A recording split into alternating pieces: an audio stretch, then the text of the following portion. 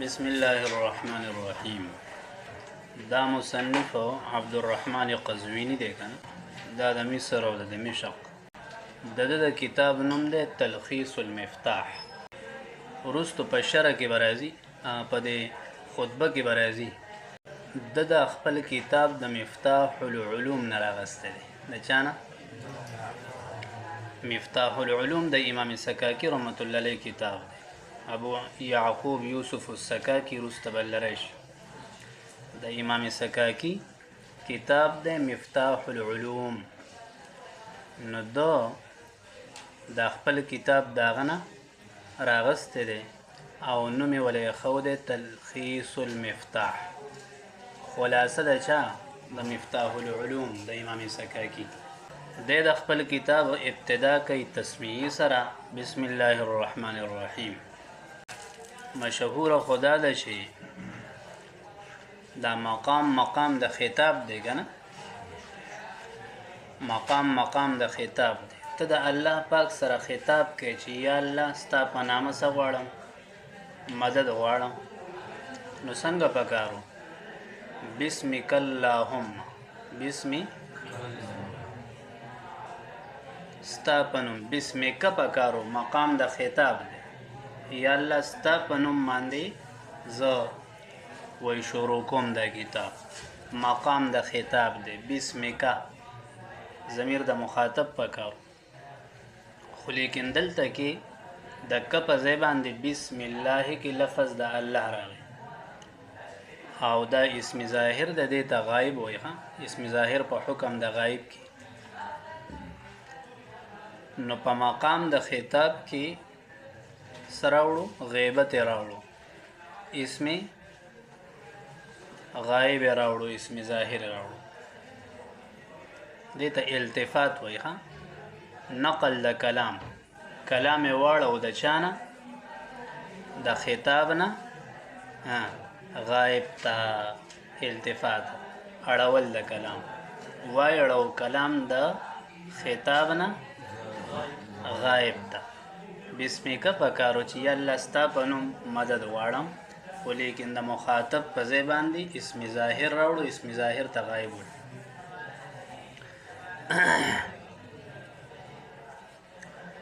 بیا یاد ساتئ چې دا بسم الله الرحمن الرحیم تاسو وای جاری مجرور دی او د دې متعلق هغه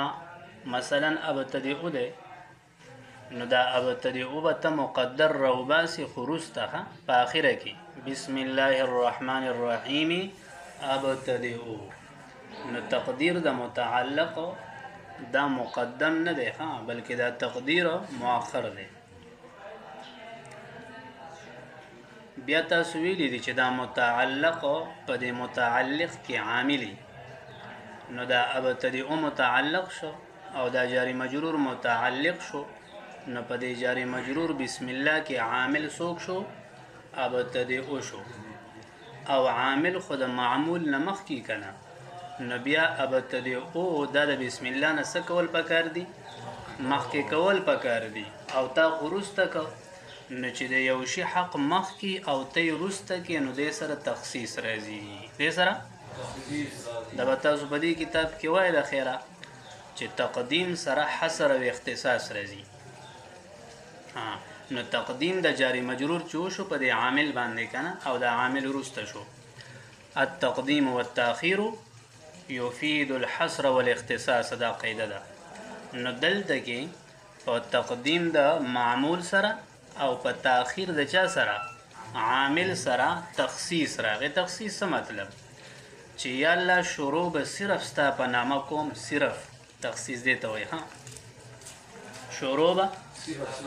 صرف ستا په نامه کوم، د بل چا په نوم نه. نو داسې وایه ابتدئ بسم الله، خاص په نوم د الله چې هغه رحمان او رحیم دی شروع کوم. خاص څه مطلب؟ یعنی شروع به صرف د الله په نوم کې، د الله نه سوا د بل چا په نوم باندې کې. تخصیص دی ته وایي کنه. یو له ثبوت او بل نه نفي، یو له ثبوت او بل نه نفي، دې ته تخصیص وایي. نو دلته کې دا شروع خاص شوه د الله پورې دله ثابته شوه او نفي شوه د چانه د غیر نه چې د بل چا په نوم باندې شروع نشي کولی دا تخصیص شو تخصیص وته هم او قصر هم وته قصر وته او دا قصر حقیقي دی ښه چې د الله نه سوا د یو چا په نوم باندې شروع نشي کولی مدد صرف به د الله نه غواړي د الله نه سوا د یو چا نه مدد غوښتی نشي که نه نو دا حصر شو قصر شو کم قصر شو قصر حقیقي شو قصر حقیقي شو او دا رد شو په مشرکینو باندې هغوی به شروع کوله د لات او د عزا نه بسم الله والعزا دا به وي نو الله پاک او د مسلمانانو دپاره تسمیه راولېږله او په دغه کې شروع د الله په نامه باندې شوه نو رد یې وکړو چې ګوره د لات او د عزا او د منات په اسماو باندې به څه نه کوئ شروع نه کوئ نو دا قصر شو قصر حقیقي شو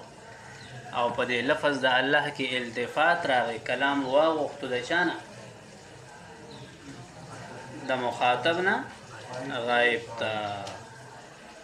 دا خو مصطفی د دروس البلاغه کې به ویلي سناس نور په دې کتاب کې بل راځي بسم الله کې دا اضافت د اسم الله ته مورسه دا اضافت بیانی دی ښه اسم نوم دی کنه او د الله نه مرادم دا لفظ د الله دا نوم مراد دی ذات د الله نه څوک مراد دی نوم نو اسم هم دغه نوم شو الله نوم د لفظ د الله مراد دی نو دا اسم او الله یو شی شو نو اضافت بیانی شو اضافت بیانی شو الرحمن الرحیم تاسو تماویلو چې د رحمان خپل معنی خو دا د رحمت نه دی رقت قلب ته وایي نو ته الله مهربان دی نو دا غزل خو نشته چې نرم شي بیا ما ویلو چې دلته کې اطلاق د رحمان په الله پاک باندې دا اطلاق مجازن شوی دی رحمان نه مراد احسان دی ښه محسن تی مراد دی نو بیا مې وی چې رقت قلب او دا رحمت رقت قلب ته وایي کنه دا ملزوم دی او لازم وسره شي دی احسان چې زړه زما ته نرم شي نو تاسو سره به صفای ګړو کوم نو رحمت رحمان دا ملزوم او احسان وسره لازم نو ذکر د ملزوم مراد کنه لازم دا مجاز مرسل شو څه شو مجاز مرسل شو ورسې مجاز مرسل لغې ته وي ذکر د ملزوم مراد کنه لازم بیا تاسو په دې کتاب کې به وایي سنت الاستخدام صنعت الاستخدام نو ګوره دا د وختي ما وی چې د لفظ د الله نه مراد ذات د الله نه دی بلکې لفظ د الله دی نو ته معنی وکړه بسم الله پنوم نوم څوک دی یعنی الله الرحمن مهربان دی رحمان او رحیم کې ضمایر راځي دی الله ته نو مهربان دی الله نو الله نه مراد خو لفظ د الله نو لفظ د الله مهربان دی که ذات د الله پوه مهرباني ته کې کستا د نومي کوي کستا د بدن کوي بدن کوي کنه تا چې شی راوړه خوستا نوم نه راوړي ته راوړه نو ته جوابو کجی دلته کې استخدام دی ظاهرا د الله نه مراد لفظ د الله دی او ضمیر چې وته پر رحمان او رحیم کې راځي شو نو بیا تینا مراد ذات د الله دی نو پر رحمان الرحیم کې سنت الاستخدام دی سنت الاستخدام بیا بل وګوره دا سي علم بلاغت د تچړم ها د اجرا د چاکو نحو خپل اجرا د صرف خپل د علم بلاغت خپل یې مذهب کلامی تاسو په دې فن کې وایي مذهب کلامی څه ته وایي یو داسې جمله ذکر کول چې پاګه کې دعوه هم یو پاګه کې دلیل هم دي څه وایي او دا هغه جملې نه منطقي دلیل جوړېدای شي مطلب خو چې دلیل ته جوړېدای شي مذهبي کلامی دیتا وي ایراد المطلوب على نحو الكلام رستبوه بهرحال نو دا یو جمله ده بسم الله په دې جمله کې دعوه هم شته او دلیل هم شته دا ما ویلو دعوه څه ده چې مدد با غواړي د الله نه شروع وکړي د الله په نوم باندې بسم الله دا دعوه ده کنه دلیل وسره څه ده رحمان او رحیم دا دلیل له دا الله په نوم به شروع ولې کې ځکه چې الله پاک رحمان او رحیم دی او د الله نه سوا رحمان نشته مهربان زیاته وره نو ځکه به داغه په نوم شروع کې نو رحمان او رحیم دا شاهد شو دعوه شو دلیل شو او بسم الله څه شو دعوه نو مذهبي کلامی پکې امر مذهبي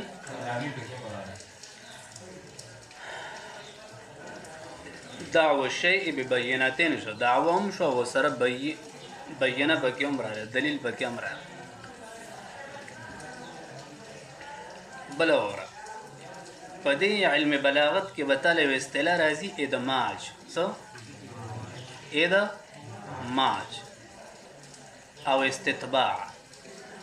استتباع چاته ویل کی چې ته کلام یوې معنی لراوړي او په مفتو کې ته بل معنا هم معلومه شي په مفتو کې ته مقصود خو یو معنی کنه او وسره په بل معنا هم معلومه شي نو مقصود په دې تسمیه کې هغه شروع د الله په نوم باندې یعنی مقصود تسمیه ده مقصود استعانت چې لکه مدد بد الله نه غواړي او وسره په کې بل یو فائدہ حاصله شو ثنا علی الله د الله صفاتونه په کې عمر علی الرحمن الرحیم نو مقصود سره استعانت ته مدد غوښتل د الله نه او وسره په کې بل فائدہ حاصله شو چې هغه ثنا علی الله دا په کې هغه استتباع څه شو بل یو اصطلاح تعالی راځي توریه ایهام متوم یو سوتوم وای توریه څه ته وای توریه دې ته وای چې دا یو لفظ دی د لپاره یو نږدې معنی دا او یو لري معنی ده نو مخاطب وای کدی نه دا نږدې معنی مراد ده حالن کې متکلم په نظر کې الته کې اغلره معنی مراد ده د سی بیا دا وای چې د لفظ د لپاره یو معنی قریب یو بل معنی بعید دی عام نه هغه متبادر ذهن د مخاطب ته معنا قریب شي او مراد د متکلم چې کوم نه معنا قریب شي او متبادر ذهن د مخاطب ته معنا قریب شي او مراد د متکلم معنا بعید وي راشه الرحمن الرحیم کې خو معنا قریب سوا د زړه نرمیدل دا خپل معنا ده خدا معنی نه د مراده معنی بعید مراد د څه شي احسان نو په دې رحمان او رحیم کې ایهام راغی څه کې راغی نو به بهر حال خو علم بلاغت دغه شی ده نو نور به کوم اصطلاحات اشتقاسی به تور نمونه می دا وی راشي لاندې الحمدلله علی ما انعم د تسمین بعد څه ذکر کو حمد ذکر کو الحمد هر حمد د هر حامد نه په هر زمانه کې خاص ته د الله پورې د الله لپاره حمد ولې وي علا په دې وجه باندې حمد وایو انعم چې الله په مونږ انعام کړی علا اجلیه دا علت د حمد زکه وایو چې الله انعام کړی انعام یې څه دی یو انعام ذکر کوي وعلم من البیان الله تعلیم ورکړی دی مونږ ته خودلې من البیان بیان ما هغه بیان لم نعلم چې مونږ په نه پویدو مونږ ته د بیان چل نراتلو الله پاک کو الرحمن علم القرآن خلق الانسان علمه البیان د دې د بیان چل کوله زناور خپل اظهار د ما فی ضمیر نشي کوله کوګینو په خپل نشي ویلې او دا حضرت انسان چې دی کنه نو دې څه کوي اظهار ما فی ضمیر کوي دا بیان دی دا نعمت الله دلو والصلاه رحمتک بده کې به خبره مختصر کې کوو دلته به صرف وایو چې دومره شي چې دا تمتن معلوم شي رحمت کامله دی علی سیدنا زمون کو سردار باندې هغه سردار چې د هغه نوم محمد صلی الله علیه وسلم دی هغه حضور مبارک خیر من نطق بالصواب چې بهتر دی د هغه خلکو نه چې کوم خلکو نطق جبه خوځولې د الصواب په حق خبره باندې کوم خلکو چې په دنیا کې حق خبرې کړې دي پاغي ټولو کې بهتر انسان حضور مبارک دی او هغه محمد افضل من چې هغه بهتر دی د هغه چانه اوتیه چې چاله ورکړل شوی دی الحکمت حکمت کوم خلکو ته چې حکمت ملو شوی دی کنه علم مته ملو شوی دی نو پاغه کې د ټولو نه بهتر حضور مبارک دی او وفصل الخطاب عتب دی په حکمت اوتیه د لاندې دی کوم خلکو له چې ورکړل شوی دی فصل الخطاب پاغه ټولو کې نبی رسول الله بهتر دی فصل الخطاب یعنی هغه خطاب چې هغه جدا وي حق او باطل جدا کوي پاکه پہچان کړي شي چې دا حق دی او دا ګول مول خبره نه کنه صفا ستره خبره دغه ته ویل کیږي څه فصل الخطاب وعلى آله او رحمتک دوی په آل د نبی رسول سلام باندې هغه آل د نبی رسول سلام الاطهار چې هغه پاکان دي پاک خلق دي او رحمت دی په صحابه او د نبی رسول سلام باندې الاخيار دا جمع د خیر ده خیر نه خیر هغه صحابه چې هغه بهتر دي صدق اما بعد فلما كان علم البلاغه دا اما بعد دم رئیس ده چې دا په اصل کې مهما یکن من شيء في الدنيا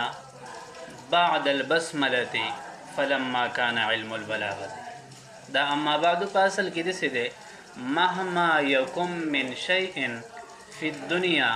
بعد البسمله عجیب معنی ده وای مهما یکن کوي او شی فی الدنیا په دنیا کې بعد البسمله د بسم الله نرستو مصنف وای زما په نظر کې کده بسم الله نرستو صحیح کنه نو زما په نظر کې هغه دغه دي چې فلما كان علم البلاغه دا ما ته ودا تخکاری نو دا الله د نامه روز تراته وای دا سبق اخکاری چې دا ته وای مخه اما بعد مهما يكن من شيء بعد البسمله وای کوي یو شی په دنیا کې روستو د بسمله او د بسم الله نه نو یاره هغه بدغه نو دغه وای فلما كان علم البلاغه فلما كان علم البلاغه د اما بعدون رستو یاد ساتي ډیر مباحث کوي یو بحث شرافت د فن مصنف فيه سکی په کم فن کې چې د تلخیص لیکل دی چې هغه کم فن دی بلاغت دی تلخیص به کم فن کې په کم فن کې چې د تلخیص لیکل دی نو د هغه فن مونږ ته صفاتونه کوي چې دا ډیر ښکلی فن دی ډیر ښکلی فن څنګه ښکلی فن دی وای علم بلاغت خفن ذکر کنه چې وای دا قدر هم ډیر دی او باریکی هم ډیر ده قدر هم ډیر دی مرتبه هم ډیر ده او باریکی علم هم مرتبه خو ذکر ډیر ده مرتبه ذکر ډیر ده قرآن کریم معجز دی کنه د حضور معجزه ده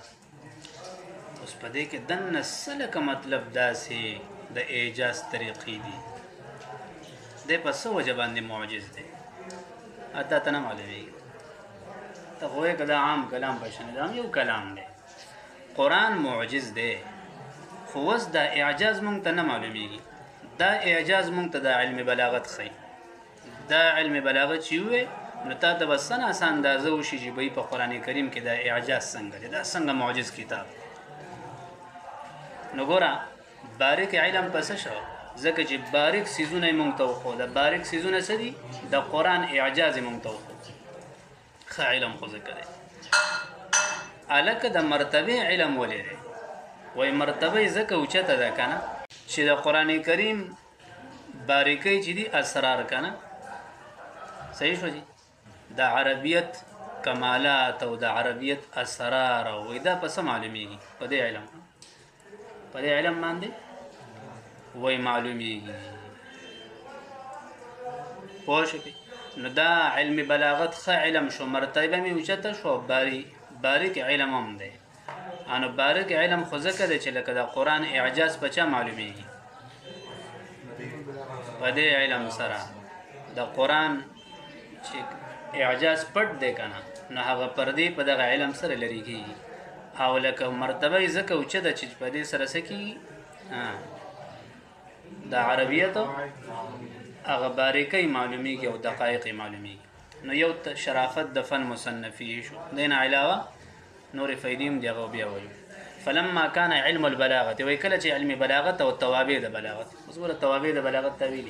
علم بلاغت څه دی معانی او بیان توابع د بلاغت څه دي علم بلاغت او توابع د بلاغت وای دا علم بلاغت او دا توابع چې دي دا درې واړه فنون دا من اجل العلوم دا په لویو علومو کې دي قدرن په اعتبار د مرتبه وادقها او په باریکو علومو کې دي سرن په اعتبار د راز نکته پکې ډېرې دي اذ به ځکه په دقه علم بلاغت سره يعرف معلومیږي دقائق العربیه څه دقائق د عربیت او اسرار د عربیت نو ګوره د عربیت هغه باریکۍ او د عربیت هغه رازونه هغه وي په دې علم معلومیږي نو باریک خو ځکه شو اوله که مرتبه ولې سیوا ده د هغې دلیل ذکر کوي وایي مرتبه ځکه سیوا ده چې په دې سره د قرآن کریم د اعجاز هغه پردې لرې کېږي دا اذ به دا د ادقها سرا دپاره دلیل دی باریک علم ولې دی ځکه چې د عربیت باریکۍ پې معلومیږي